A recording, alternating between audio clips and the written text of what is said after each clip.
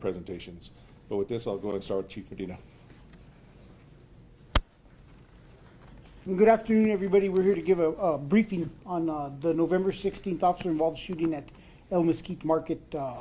Just an overall view of it is officers were doing surveillance on a vehicle that was recently stolen that was said to be in possession of several firearms taken from a storage facility. So, one of the things that you're going to notice on this officer-involved shooting in the next three is a trend that really concerns me as chief. For the safety of our officers, we have three individuals who are purposely fleeing officers and who decide to arm themselves.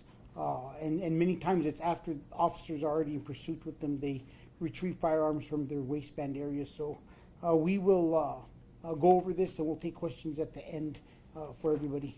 Hoy vamos a hablar de un persona que robó una troca y los oficiales los hallaron y vamos a decir por qué los oficiales usaron sus armas en contra de ellos. Gracias.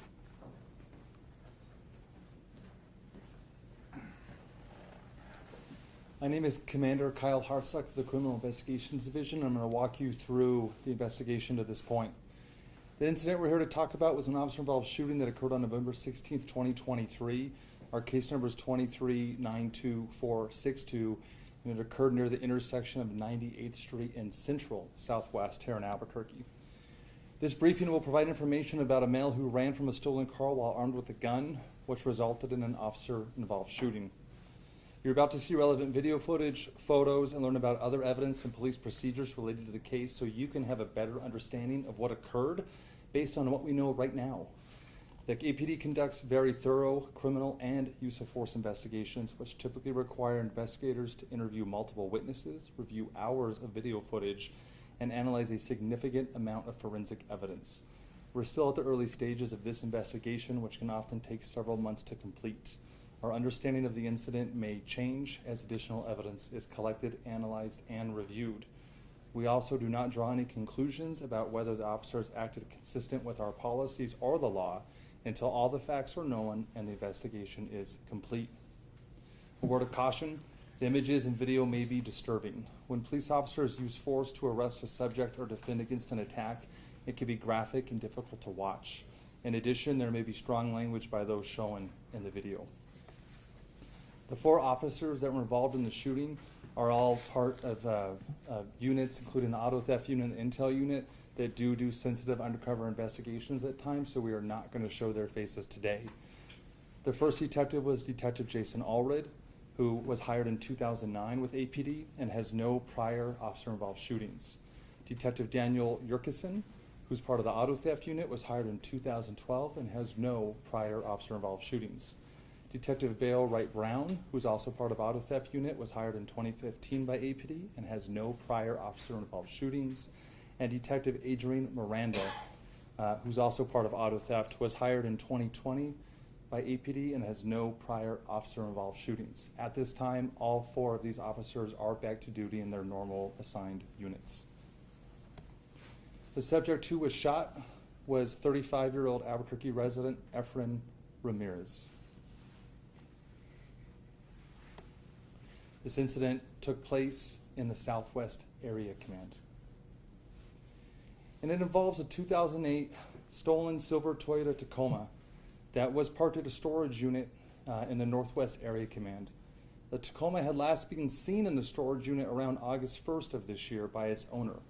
The Tacoma was discovered as stolen around October 24th, 2023. On that initial report from the owner, he also indicated that he had 11 firearms inside the vehicle at the storage unit, and all the firearms were also missing.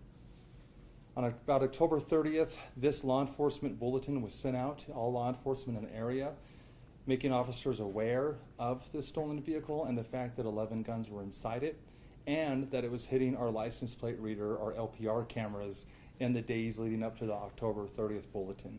So it was to alert officers for safety and awareness, and also, if they locate it, to contact detectives so we can try to re-seize that vehicle and apprehend any offenders.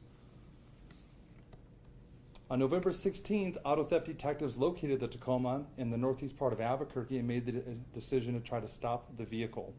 The vehicle fled from the traffic stop and air support started to follow the Tacoma. Our units disengaged.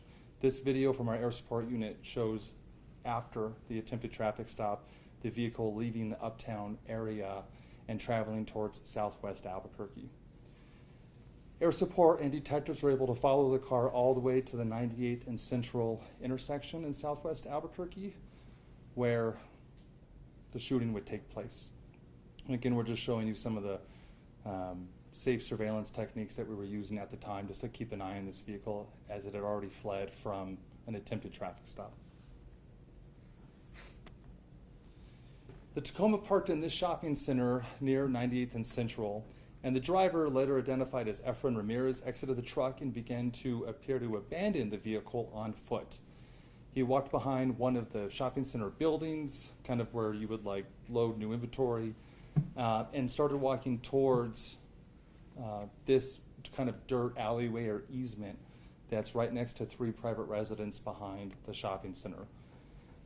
Detectives got out of their vehicles right as he was entering that dirt area and started to give directions for Ramirez to surrender. He produced a gun from his waistband and started to run away from officers down the alleyway while armed.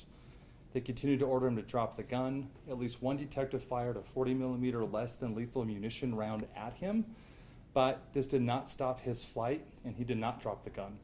The running continued and Ramirez turned back towards the detectives and the gun pointed at the officers and an officer-involved shooting took place. I'm now going to show you first air support video of the shooting. The audio you're hearing is really just from the helicopter down to the units, so it's quiet for most of the video.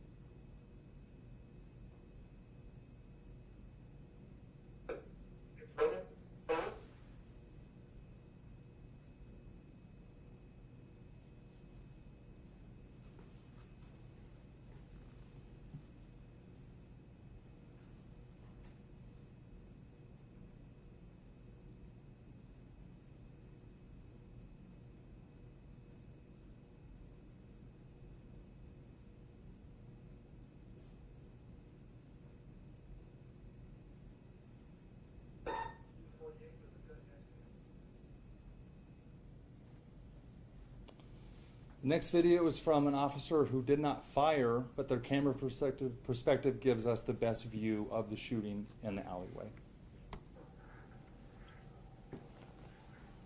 Keep going, keep going, keep going.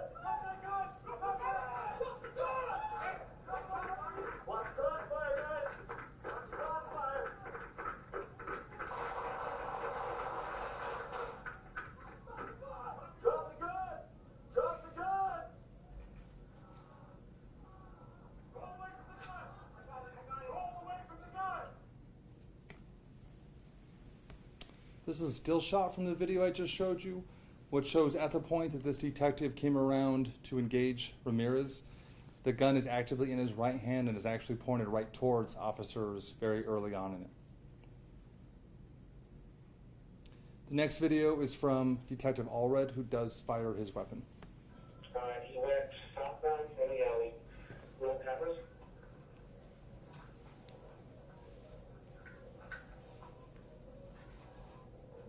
I'm gonna get a 40 up here. Alright, keep going, keep going, keep going.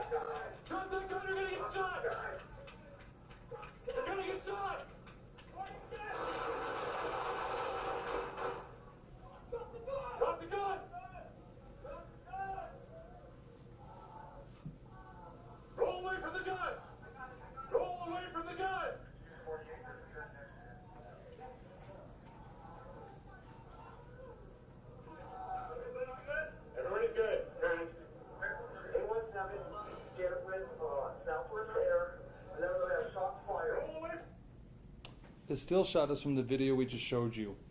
In it, you can see the moments before officers fire. This Ramirez turning around, the gun in his right hand, about to start pointing at officers. This video is when Ramirez is taken into custody, and you can see the gun laying next to him.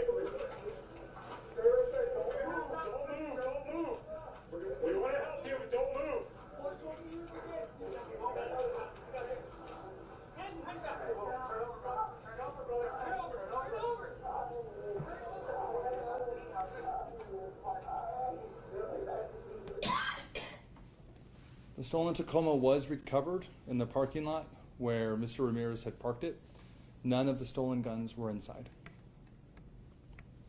This is a photo of that dirt alleyway in the back of the, the shopping center area where the videos kind of start off and that foot chase began.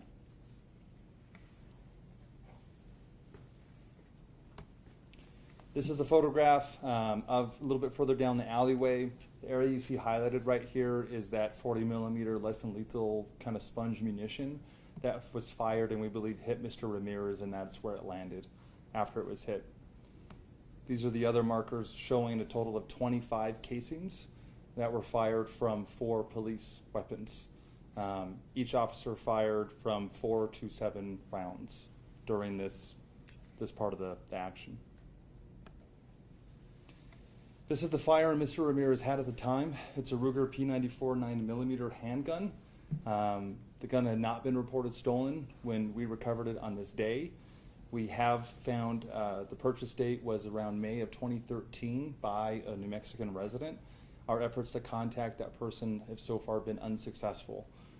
We are still looking into the history of the gun and how it got into his hands, but as of right now, we have not made contact, and it was not one of the guns that was stolen during the original auto theft. That we have confirmed. Mr. Ramirez was transported to UNMH where he underwent multiple surgeries. He's currently in critical condition. An arrest warrant has been written and approved by a judge for the charges of aggravated assault upon a peace officer with a deadly weapon, receiving or transferring a stolen motor vehicle, and resisting arrest. Over the next several months, the Albuquerque Police Department will continue to investigate and analyze this incident. We'll continue interviewing any new witnesses that come forward and complete any forensic test. After the investigation is complete, our Force Review Board will forward their findings to the Superintendent of Police Reform to determine if this incident met the high standards of the Albuquerque Police Department. The MATF will forward their case to the District Attorney's Office, who will make any determination of criminal charges. And I can take any questions. The person who bought the gun initially, were they related at all to them?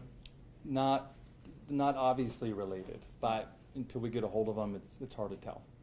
There's no obvious connection.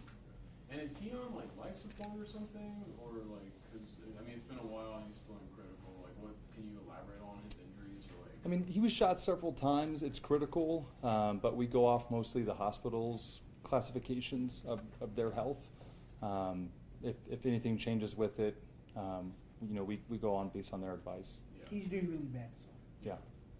It says here that 2 individuals were inside the vehicle, so what happened to the other person? Other individuals were in it earlier, but they were dropped off and went a different direction prior to this engagement. Only he was seen leaving the vehicle at 98th and Central. Are you guys trying to investigate to see if they have the weapons? That's absolutely. Oh, we still want to find the 11 weapons, and that's still an open and active investigation. Absolutely. Good question. It makes you wonder if he knew air support was following, because they did pull into a parking structure, I believe. They did. And when they were inside the parking structure, the person jumped off, so air support was unable to see where the second person went, and they stayed on the truck because they knew they still had the truck. Were you able to interview the suspect? As of today, still not yet, because he's under medical care, and with the medication he's on, it's not possible right now. You know, and I'd love for them to get an interview, because I really look at it as, and as everybody looks at the video, I mean, to me, this is one of those concerning ones where you really look, the individual draws the handgun early on. And it's kind of like he's using the handgun as a means to keep the officers from putting hands on him to take him into custody. And he continues, and the officers give him orders and orders, and you see that it's an elaborate point in time. And I think he even points the gun at the officers earlier at one point in time, but nobody discharged their firearm at that time, and then he started to keep going. So to me, this one, and as we get into the other officer-involved shootings, we're going to see this trend that we're really concerned about. Like, we have never seen it at this level, where we have individuals who are purposely arming themselves and running from the officers with the firearm and kind of using it to keep them from putting their hands on them to take them into custody. I feel like we always ask the question, like, where did the gun come from? And I feel like often at these briefings, like, we don't find out like a date or anything. Is there something different about this case that made it easier to trace the weapon, that we do have those details now? I mean, I think it's, our continued partnership with the ATF is really important on tracing the origins of guns and who had them. But I think it highlights the difficulty in doing so, that a lot of those systems aren't set up to easily track guns as they transfer ownerships and move around. So I think you're also seeing some of the effects of that system. Okay. And you guys are obviously, like, you're trying to track them more than you were previously. We're trying to track them more, but one of the things, and I just spoke to the assistant director of ATF like 2 weeks ago about this, and one of the things is we're looking at new technology that will help us run all guns eligible to be ran. We can't run every single gun for a history, because obviously there's some rules they have, because we are accessing basically the database where all information on firearms is stored from purchases. So we have to have a criminal reason, from what I understand, to be able to access it. But it is the ATF system. So we can't access the system. We have to give the request to them. I think the reason we have this back also is it's already been a month. We're a little behind on OIS is getting caught up to do these interviews, and sometimes we're able to get to them rather quickly, and ATF hasn't had time to get us a return. But on this one, they've already had enough time, and they got us the return. But I think one of the things that you really learn about a history of a gun, I think it's important to really recognize that a gun has a life history. They come into service at a certain point, we find them at another point. And this gun has already been in existence 10 years.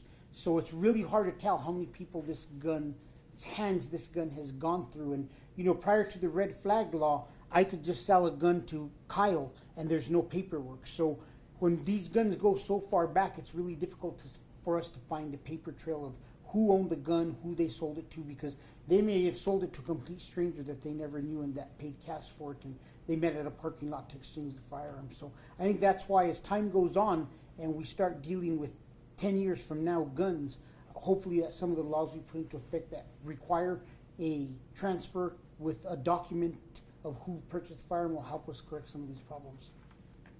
Chief, just last week during the Real-Time Crime Center tour, you talked about technology and how important the helicopter is. Can you talk about this specific incident and how it helped you guys kind of keep an eye on him after the first traffic stop?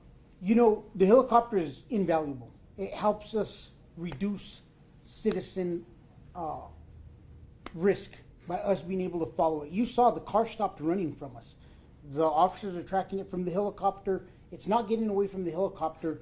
Their driving instantly improves once a marked unit's not behind them with sirens. So on one hand, it really helps keep the public safe, because the helicopter is now following and the person's driving generally increases. On the second point is it really helps keep our officers safe, because they're able to get information that the individual is going in one place, and they know how to set up and get enough resources there, and they're not blindly looking for somebody that they've lost in an alleyway, and all of a sudden they're turning a corner and he's standing there pointing the gun at him. But I think one of the things that sometimes goes unrecognized is, in terms of public opinion and public transparency, we should always be concerned as a police department, can we get enough information out, especially on officer-involved shootings, for the community to have an understanding of what truly happened. And I think body cameras have done a great job of this in recent years, but the helicopter, you could clearly see the individual running. And before officers even approach him, I think it really brings credibility to an investigation when officers haven't even approached him, and from the helicopter you could already see the firearm laying on the ground. So the impact that a helicopter does goes everywhere, from keeping the community safe, keeping officers safe, and then helping us explain to the community and gaining that necessary credibility and transparency in these incidents. I have another question. Yes. Does the mentality change at some point for the officers once they know it's like a shopping center? They know they're looking for a suspect who might have guns in the car.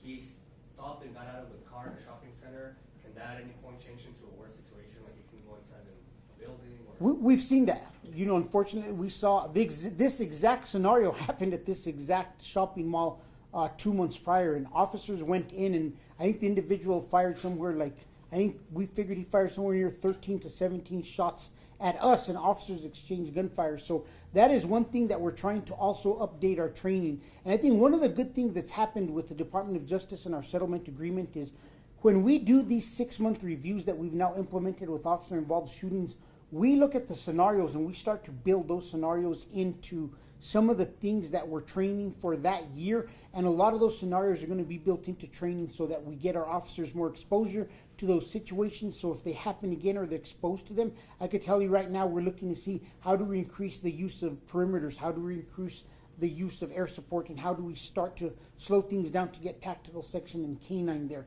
Those are some of the things we're already looking at with the string of officer-involved shootings we've seen in the past 6 weeks. Is he expected to recover? Is there the doctor, or is it not unclear at this point if he will? It's unclear, but the last information I got is like he is in a really, really bad condition, and it's unknown if he'll even survive. So, I mean, I think over the next few weeks it could either go one way where he passes away or he may survive this. So I guess time will tell, and in the future we'll be able to update everybody on this. And Chief, obviously we haven't gone over the next one yet, but this apparently is the second one where a 40 millimeter was used unsuccessfully. Are there any thoughts there as far as? You know, I don't know if we've announced it. If we haven't announced it, I'm Chief, I get to announce it. But we are moving towards a new taser platform. We have been exploring and we've looked. And about a year ago, I was at a Chiefs conference and I was able to see a new taser product which enabled the officers to fire up to 10 taser cartridges. And we've seen this time and time again. Our taser fails. 40 mil doesn't have it, but they're all like one shot and we need a transition. So we're hoping that new technology, as it's developed, we will be able to always have the support and the funding, which we do from this administration, to make these major purchases. But we are looking at a new taser product which will enable us to deploy more tasers. And I'm hoping that that could help correct some of these situations or give us more opportunities to use less lethal rather than kind of like the one and done process that we have now because of the capabilities of the technology we have now. But yeah, I've seen it. I mean, we've all seen it. 40 mils don't always work, and sometimes they fail, and we have an officer-involved shooting shortly afterwards. But that's the limitations of the technology that we have.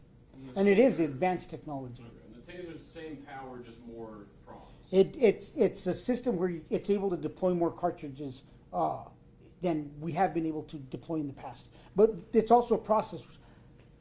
Because of the way the taser is designed, we have to do some DOJ, and we all know how long it takes us to clear certain DOJ policies and rules. So we're in the process of that, and myself and Dr. Ginger spoke about it 2 weeks ago when he was here, and we're just going to really keep an eye on it because there are some concerns with the amount of cartridges that it has and how we're going to be deploying them. So it's going to be a learning process, and we're going to have to keep an eye on it, and we may have to make some policy adjustments at some point.